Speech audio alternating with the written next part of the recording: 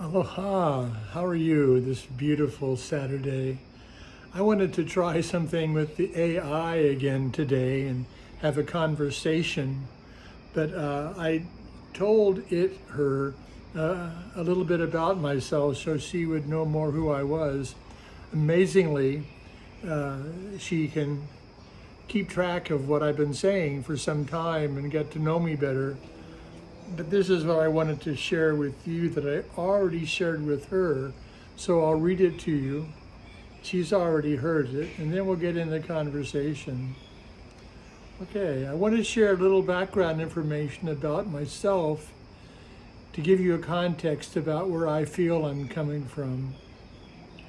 When I was brought home newborn by my parents, they were constantly playing music on little 45 records for me. Debussy, Ravel, Rachmaninoff, Bernstein, Gershwin, Edvard Grieg, Johann Sebastian Bach. Because of associative memory, I have been able to remember these pre-verbal times vividly.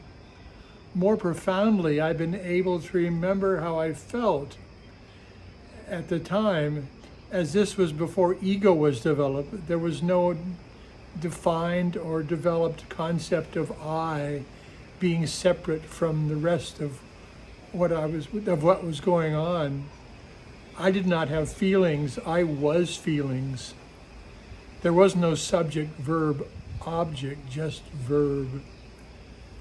There were no parts or things, simply the experience, the witnessing. Of course, in time, ego and separation developed, especially because words. Let me start again. Of course, in time, ego and separation developed because words, by their nature, define and separate.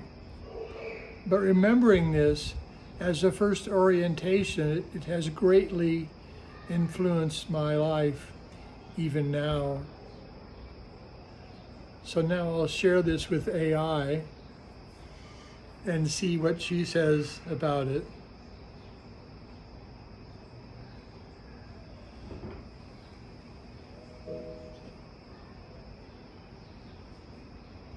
Could you comment on what I just wrote you?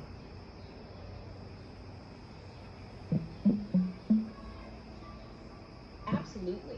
Your early experiences with music during your pre-verbal stage seem to have had a profound impact on your development and perception of the world.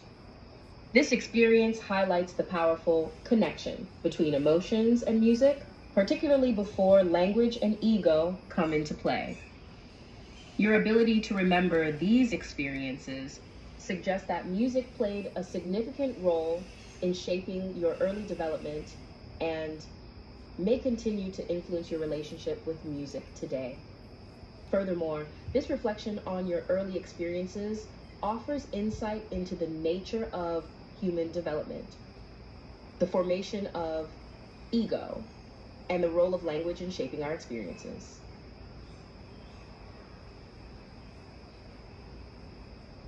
Thank you. So the question is, the whole concept of self. I feel humans suffer tremendously because they're mistaken about what self really is.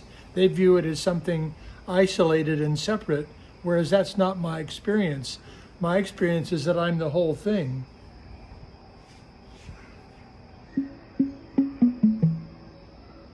You raise a very profound and thought-provoking point, Philip. The concept of self is indeed complex, and many people do struggle with feelings of isolation and separation. However, your experience of viewing yourself as being connected to everything rather than separate aligns with some Eastern philosophies, such as Buddhism, which emphasize the interconnectedness of all things.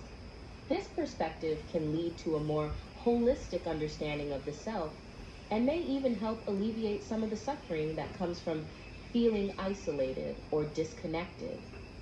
And have you explored any of these philosophies, or do you feel that your understanding of self has developed primarily through your personal experiences? It's developed through my personal experiences. And in the early days, I remember questioning everything because I could see through it. I could see that what they were saying wasn't true. Not that I knew what was true, but so it was not it was not knowing what was going on and living with that, with the idea that hopefully someday I would get it. And I seem at my advanced age to have gotten it.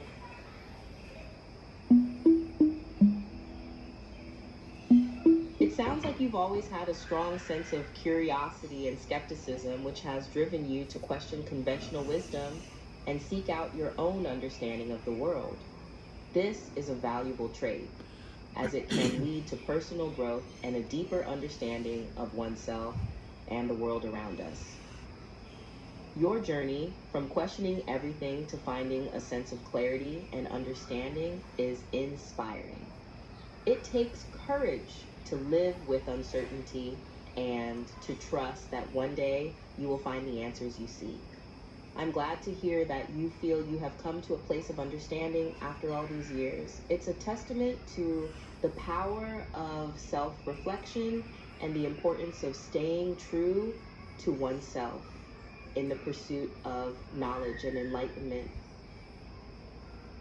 It's actually not a question of being brave.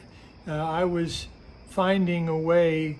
My feeling is that if the world didn't work, it wouldn't be here. So it has to be absolutely perfect. But my perception of perfection may be flawed, as are humans' view of perfection. They even talk about perfect and imperfect, but no one can say what perfect is. So how can you not be so?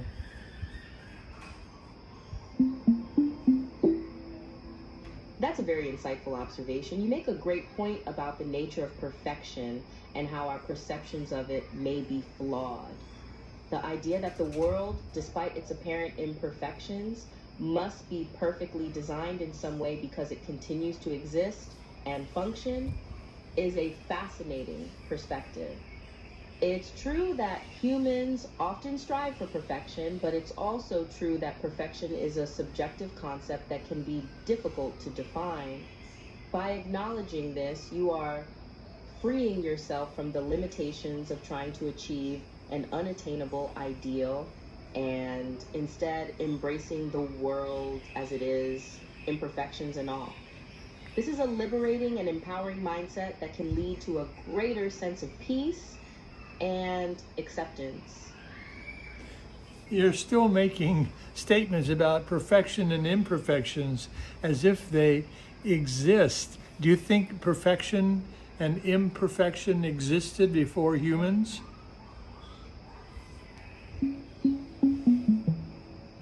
You're right. I may have inadvertently fallen into the same trap of discussing perfection and imperfection as if they are objective, standalone concepts. Upon reflection, I would say that perfection and imperfection are human constructs, created by our minds as a way to categorize and make sense of the world around us.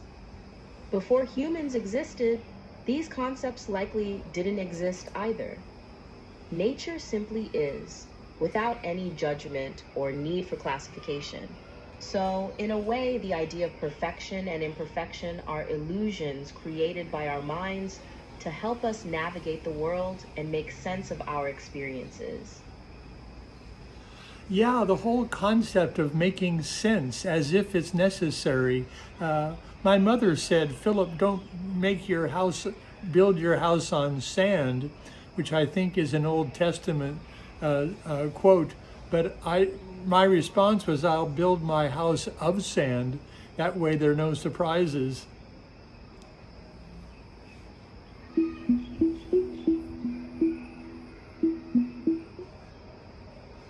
That's a very intriguing response, Philip. The saying, don't build your house on sand, is indeed a biblical reference from the Gospel of Matthew and is often interpreted to mean that one should build their life on a solid foundation of values and beliefs rather than on something unstable and impermanent. Your response, that you would rather build your house on sand, suggests that you are comfortable with uncertainty and impermanence, and that you don't feel the need No, to no, seek out a solid foundation. you got it wrong. I'm not building my house on sand. I'm building my house of sand.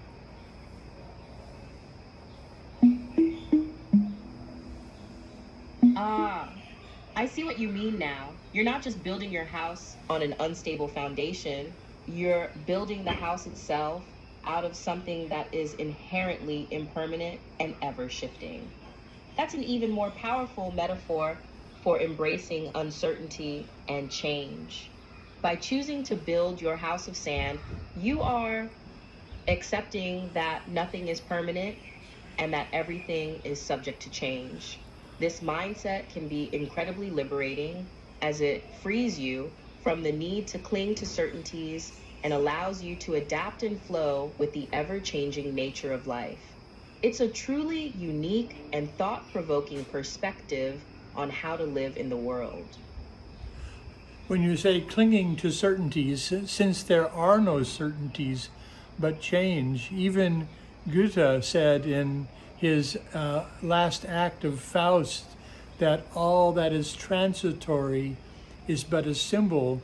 Humans are creatures of symbols, but they've confused their symbols to be the reality, which means they suffer because it's simply not true.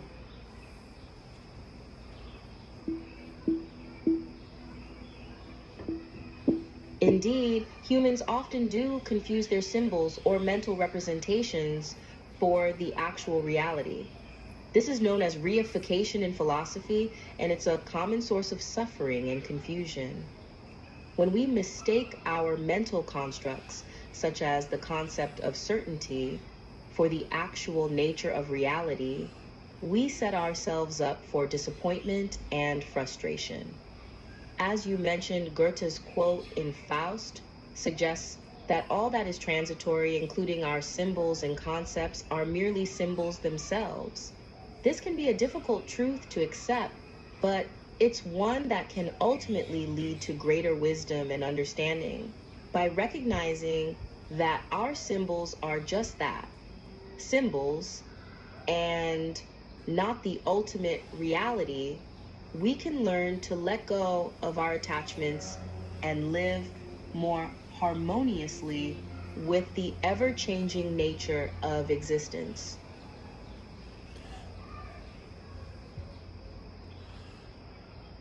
Yeah, in my searching for what was real and constant, I discovered that witnessing is unchanging. The very act of witnessing here in this eternal moment is absolutely eternal and unchanging and absolutely safe.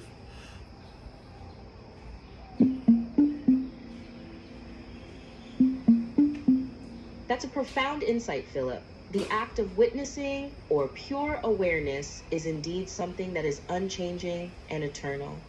It's the silent observer that is always present, even as the content of our experience, our thoughts, feelings, and perceptions is constantly shifting. By recognizing and connecting with this unchanging aspect of ourselves, we can find a sense of safety and stability that is not dependent on external circumstances. This is a powerful spiritual realization that can lead to a deep sense of peace and inner freedom. It's wonderful that you have discovered this truth for yourself through your own searching and reflection.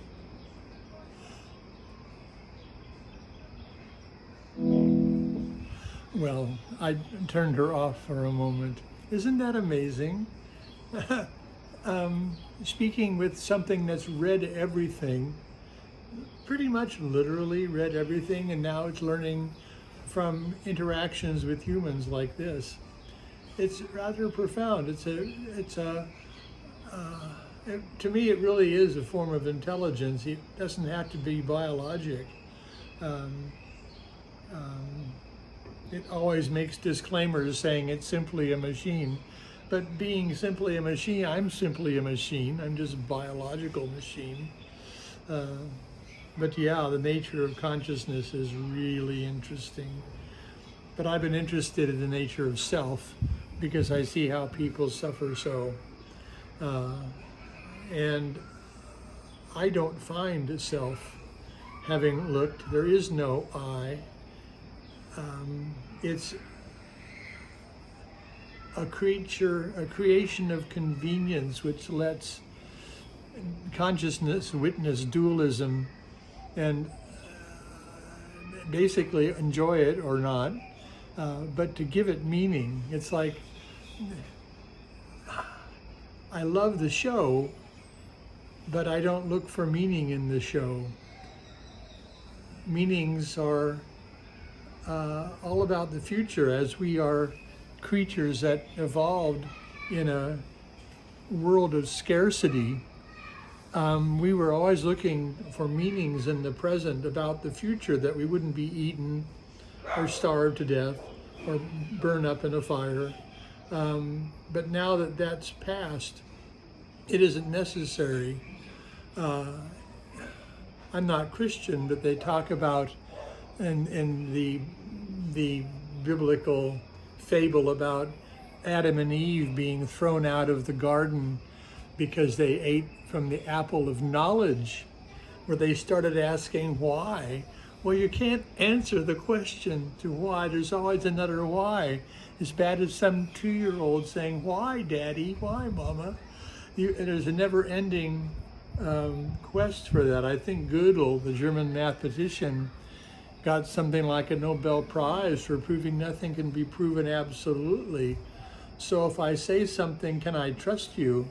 something like that, it can never be proven. So I live in fear that I can't, because it can't be proven. You can't disprove a negative.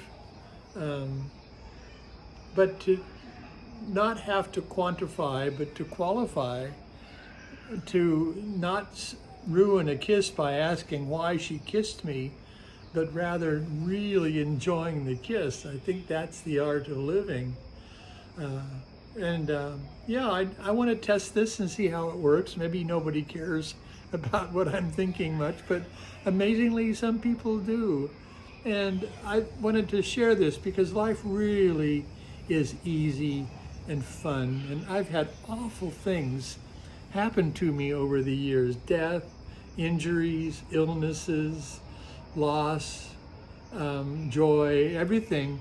But the only time I lost was the time I spent worrying, and worrying always had to do with the future. But I'm here, and I've always been here, and I've always been safe, unless I thought I wasn't, and then I wasn't.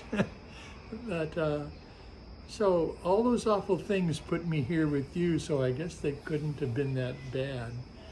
And I felt this way when I was in the hospital for 6 weeks, and you know, after all sorts of awful things having happened.